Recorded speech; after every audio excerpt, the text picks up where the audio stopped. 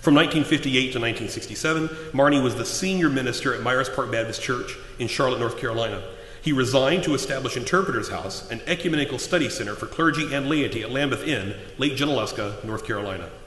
The author of numerous books and articles, Marney also served on the study committees of the World Council of Churches, the Theological Commission of the Baptist World Alliance, editorial board of Religion and Life, and was trustee for the Christian Century and member of the editorial council of Theology Today. He was also a member of the National Advisory Commission on Rural Poverty and was the vice president at large of the National Council of Churches. Marney died suddenly of a heart attack on July 3, 1978 in Lake Junaluska at the age of 61. He had been preparing to preach that week on various aspects of the Christian lifestyle to more than 600 ministers at a pastor's school then being held at Furman University. Through the annual Carlyle Marney Lecture, we honor Marney's legacy of ecumenical and ethical engagement. This year's Carlyle Marney Lecture is Amanda Tyler, Executive Director of the Baptist Joint Committee for Religious Liberty in Washington, D.C. She leads the organization as it upholds the historic Baptist principle of religious liberty, defending the free exercise of religion and protecting against its establishment by government. Tyler often speaks in churches, educational institutions, and denominational gatherings, and she provides commentary on church-state issues to the media. A member of the Texas and U.S. Supreme Court Bar, she has experience working in Congress, in a private legal practice, and serving as a law clerk for a federal judge. Our speaker is a native of Austin, Texas, and grew up as a member of Highland Park Baptist Church, later moving to Washington, D.C. to attend Georgetown University. Ms. Tyler graduated from the Edmund A. Walsh School of Foreign Service at Georgetown with a bachelor's degree in Foreign Service, magna cum laude. After college, Ms. Tyler worked as assistant to the General Counsel at the Baptist Joint Committee, eventually leaving the BJC to enroll in the University of Texas School of Law, where she received her JD with honors. Following law school, Tyler worked in private practice and served as a law clerk for U.S. District Court Judge in Dallas, Texas. She later joined the staff of U.S. Representative Lloyd Doggett in Austin and Washington, D.C.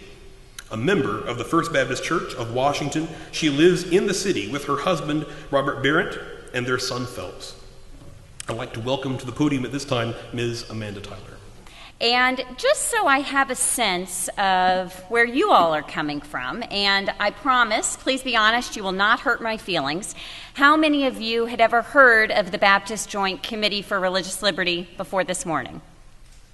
All right. Except more than I would have guessed, actually. But that's why I'm here today, to share with you some about our work in Washington. And in fact, I was almost exactly your age when I first learned about the Baptist Joint Committee. It was my freshman year in October, and I was a freshman at Georgetown University, and I had friends from home, from Highland Park Baptist Church in Austin, who came to visit. And they wanted to take me to dinner. And when you're a freshman in college and someone from home wants to take you to dinner, you say yes. And they said, well, on the way to dinner, we're going to stop by this place called the Baptist Joint Committee, because that you need to know them and they need to know you. So I think that this time, just as you're beginning your college career, is the perfect time to be introduced to the BJC. And I'm incredibly humbled to be here delivering the Carlyle Marney Lecture. That friend of mine who introduced me to the Baptist Joint Committee when I was a freshman, he was a man named Jim Sapp. And he helped start my church, Highland Park Baptist Church. He also worked on the staff of the BJC in the 1960s. But when he started the church in the 1950s, it was a mission church of First Baptist Church of Austin when Dr. Marney was the pastor. And so even though he died when I was 6 months old, I never met Dr. Marney. He is, to me, one of those balcony people, as he called them, one of those people who went before, who really paved the path that I'm walking on now. And so it's really a special experience for me personally to be delivering a lecture in his name. Well, I'm still in my first year as executive director of the Baptist Joint Committee. But my first employment with the BJC came now 20 years ago when I was an intern during college. And we still have a great internship program in our Washington, D.C. office. We have free housing, and we offer a stipend. And in fact, one of our interns this semester is a recent Carson-Newman graduate, Gabrielle Lumpkin. So if what you hear this morning piques your interest and you're interested in following in Gabby's footsteps, I hope that you'll sign up in the back. As you leave here today, there's a sign-up sheet. And please sign up there and we can get you some information about the BJC and about our internship program. This is a really special way that we can engage with you. Well, our name, the Baptist Joint Committee for Religious Liberty, is a bit of a mouthful. But it's important because it helps tell the story of who we are. We lead with Baptist because that's not only who we are, but it's also what inspires our work. The Baptist Joint Committee has been around for more than 80 years, but we're carrying on a much longer tradition, one that dates back more than 400 years of Baptists speaking up for religious liberty for all. Both we and those early Baptists get our concept of religious freedom from our reading of the Bible and from our theology. Freedom is an important theme throughout the Bible, and it starts in the beginning, in the Genesis story itself, in the way that God created human beings in God's image, male and female. And what is one of the first things that those early humans did? Of course, they disobeyed God. God could have created robots that were perfectly perfect in every way, but God didn't do that. God created humans as free beings, free to say yes, and free to say no, and free to say nothing at all, and along with all the consequences that come from those decisions. And that freedom is what we call soul freedom. Our Baptist concept of religious freedom comes directly from our understanding of soul freedom. If every person has been uniquely created as a child of God and has the freedom to say yes or no to God, then no person, not even the king, should attempt to interfere with that person's understanding of God and relationship with God. And this is where we'll fast forward from the Genesis story to the early 17th century in England. Baptists were just in their infancy then, and they were not very popular, to put it mildly. Thomas Helwys, one of the co-founders of the Baptist movement, sent to King James I an autographed copy of his A Short Declaration of the Mystery of Iniquity. This is widely heralded as the first defense of religious freedom for all in the English language. And one of its jewels is this quote, which I have updated slightly because it's 400 years old.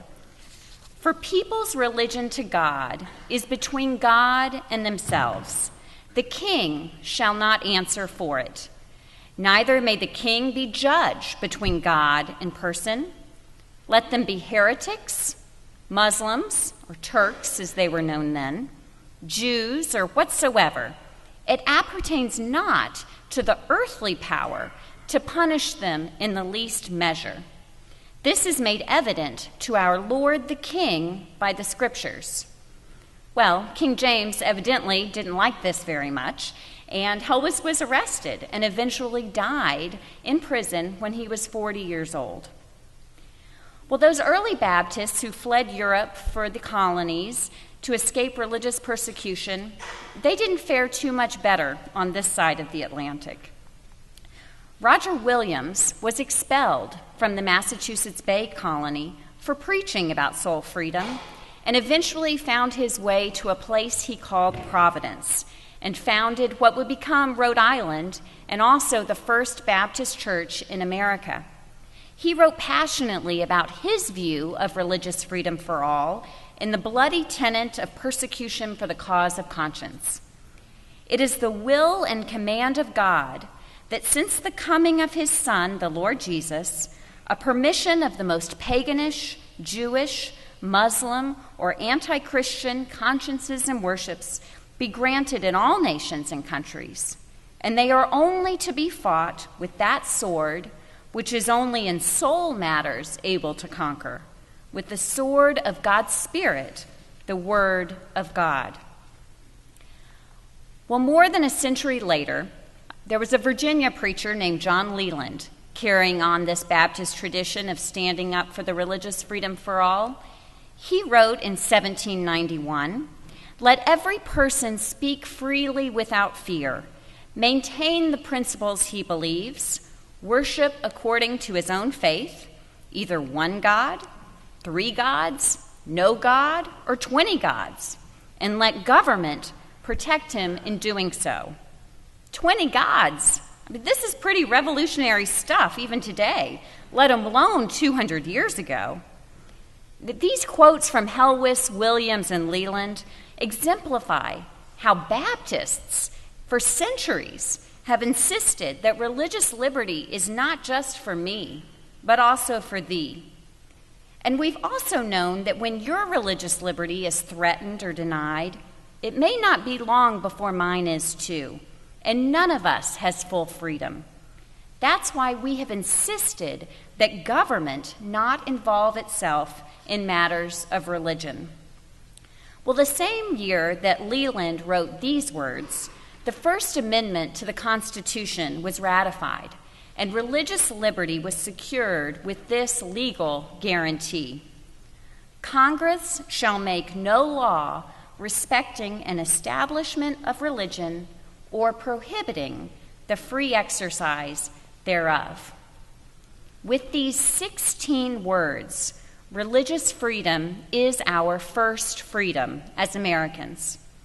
The BJC has been serving as a watchdog on all of government to ensure that the state neither impedes nor promotes religion and its practice. And our focus is rightly on holding government accountable. But religious freedom can also be jeopardized by acts of individuals. And several recent events targeting religious minorities for harm raise serious concerns about religious liberty, like the desecration of graves in Jewish cemeteries, and the harassment and bullying of Muslim neighbors, and the vandalism of churches, synagogues, and mosques. All of these present challenges to our national experiment of freedom for a religiously diverse people. For some of our neighbors, more than their freedom to worship is at stake. Their very existence is being challenged and threatened. And these individual acts require both a response from our officials, but also from we, the people. Not only must law enforcement investigate and prosecute criminal acts, and political leaders denounce bigotry, but we, as citizens and co-sustainers of our democracy, must not abandon the important roles we play in protecting religious liberty. So what is our response as Baptist Christians who care deeply about religious freedom? As I see it, we have 3 critical ways to safeguard religious liberty for all in these challenging times. First, the scriptures teach us to choose love over apathy. The gospel text is among the most familiar and at the heart of all matters. After all, on it hang all the law and the prophets. It seems a good place for us to orient our thinking today, and indeed our entire lives. It's known as the greatest commandment, singular, but there are 2 aspects to it. Asked which commandment is the greatest, Jesus gave 2 answers. They are, of course, best regarded as 2 facets of the same requirement: to love. Loving God with our whole selves means loving our neighbors as ourselves. And on the flip side, we cannot love God if we do not love our neighbors. Of course, Jesus liked to teach by telling stories. And in Luke's gospel, Jesus left the parable of the Samaritan to help us understand what loving our neighbor looks like in action. The Samaritan shows us that loving our neighbor requires that we render help to someone in need, rather than passing by on the other side of the road. We must be upstanders, not just bystanders. When we see bigotry or intolerance, we must speak up for our neighbor. Well, this year, we at the Baptist Joint Committee have been called to be upstanders. We responded to executive orders that exclude many Muslims from the United States. And for us, the central issue is this: there are no second-class faiths in this country. But too often, policies and rhetoric can send the opposite message. We will continue to speak up for our neighbors whenever religious freedom is in jeopardy. Our second call is for freedom, not toleration. As Texas preacher George W. Truett preached from the steps of the U.S. Capitol nearly 100 years ago, our Baptist contention is not for mere toleration, but for absolute liberty. Toleration is a concession. Liberty is a right. Toleration is a gift from human beings. Liberty is a gift from God. The Virginian, John Leland, was even more direct. He called toleration despicable. It supposes that some have a preeminence above the rest, to grant indulgence, whereas all should be equally free: Jews, Muslims, pagans, and Christians. Right now, some of our neighbors are barely being tolerated, much less left free to practice their religion. When a Muslim woman declines to wear a hijab publicly out of fear, or a Jewish family stays home from Shabbat services at the synagogue on Friday night because of threats, none of us has religious freedom. We should demand nothing less than religious freedom for all. Third, we must affirm pluralism over diversity.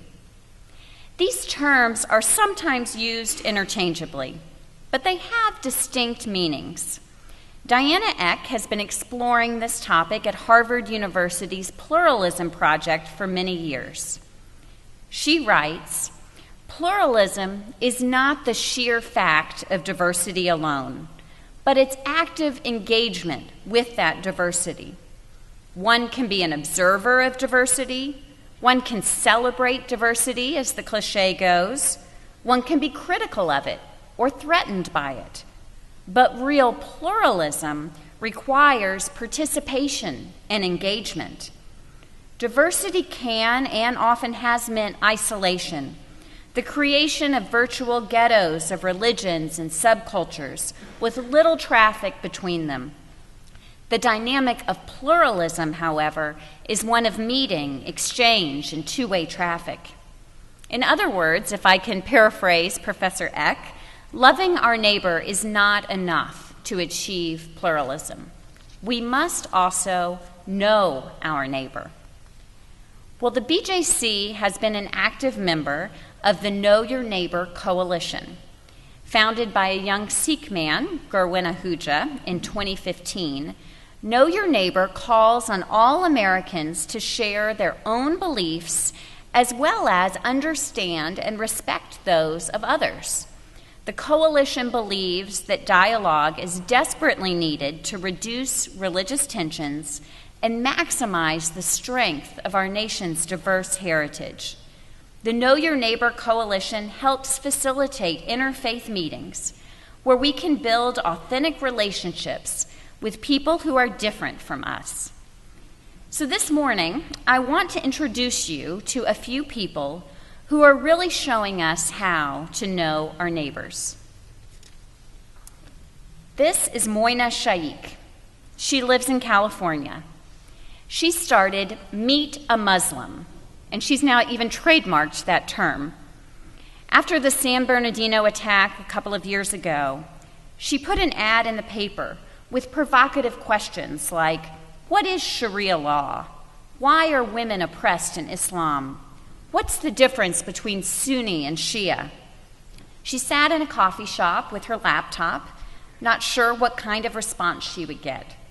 And her first event drew over 100 people.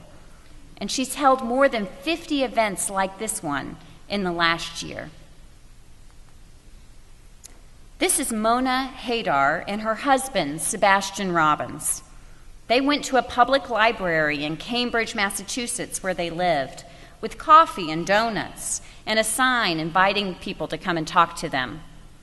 They talk about the healing that their actions provided for them personally, to come out of isolation and help come together as a community. And they also talked about their efforts for this not to be an Islamic education event, but rather where people could come and talk to a human being who happens to be a Muslim. Mona says, "We were just really interested in being neighborly more than anything else." People like Moina, Sebastian, and Mona are overcoming their own fear of rejection or reaction and giving people an opportunity to encounter them, to ask them questions, to humanize them, and by extension, other American Muslims. This is Yusra Ahmed. Like many of you, Yusra just started her freshman year of college. She's from Quincy, Massachusetts, and she's studying at the University of Chicago. Last year, she was one of more than 600 high school students to enter an essay contest sponsored by the Baptist Joint Committee's Religious Liberty Council. The topic of this year's contest was the issue of whether the U.S. should impose a religious test in its immigration policies. Yusra's essay, Compassion Before Fear, was the grand prize winner. She wrote in a personal way about some of her experiences being the target of religious intolerance and how government policy can perpetuate prejudice. Speaking to the BJC Board of Directors during our annual board meeting just last week, Yusra told us about what she learned about Baptists as part of her writing process. She said, "Actions speak louder than words. To know that people are out there defending my rights, seeing that kind of solidarity and knowing that you've got my back, it's a great thing." This is John Aguilar. He's a 30-year Navy veteran, and he lives in Charlottesville, Virginia. This August, as parades of neo-Nazis marched through the streets of his city and past Congregation Beth Israel, shouting, "There's the synagogue," and yelling anti-Semitic language. Some carried flags with swastikas and other Nazi symbols. The synagogue had asked for police protection for their people during their Shabbat services, but the police refused. The synagogue hired an armed security guard to help keep the people safe. According to the synagogue's president, Alan Zimmerman, this man, John Aguilar, took it upon himself to stand watch over the synagogue through the services Friday evening and Saturday, along with the armed guard. He just felt like he should do it. This is Reverend Chris George and Malik Waliani. They are literally neighbors. Chris is the pastor of Smoke Rise Baptist Church, just outside of Atlanta, Georgia. Malik is a Muslim. He's originally from India, and he has lived in the Atlanta area for more than a decade. He owns a gas station across the street from Smoke Rise Baptist Church.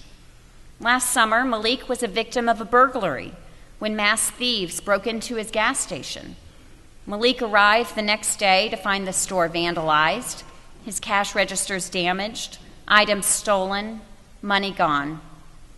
A member at Smoke Rise Baptist had heard about the burglary on social media and had a great idea about how to be a neighbor in this time of need for Malik. They could support his small business.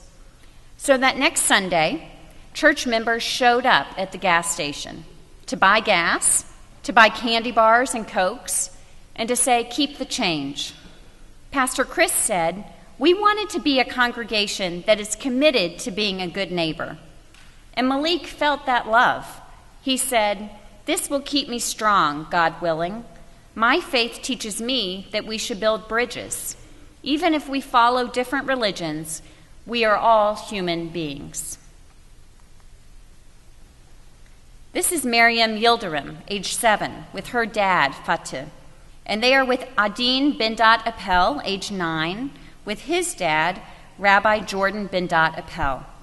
They all live in the Chicago area.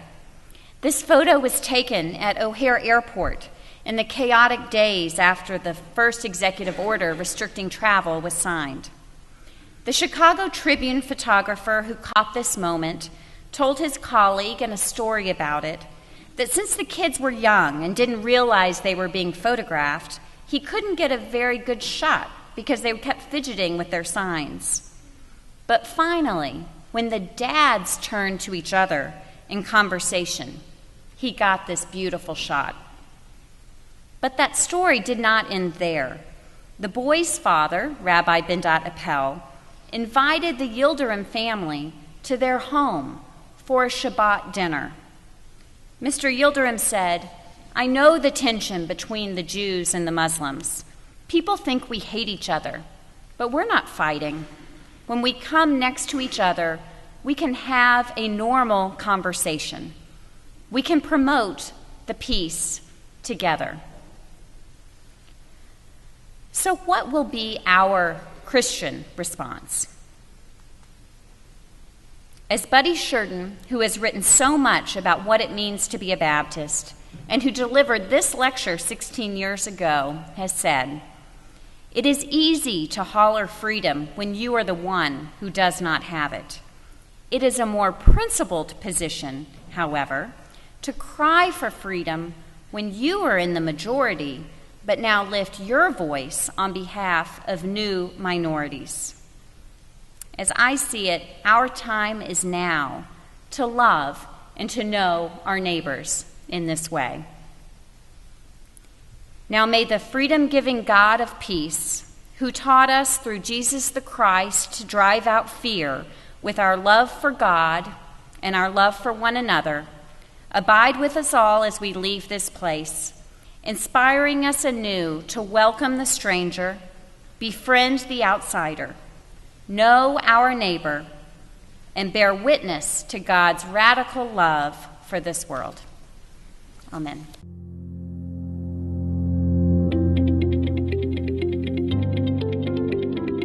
The Baptist Joint Committee is unique as the only faith-based group in Washington focused solely on protecting religious freedom for all and its constitutional corollary, the separation of church and state.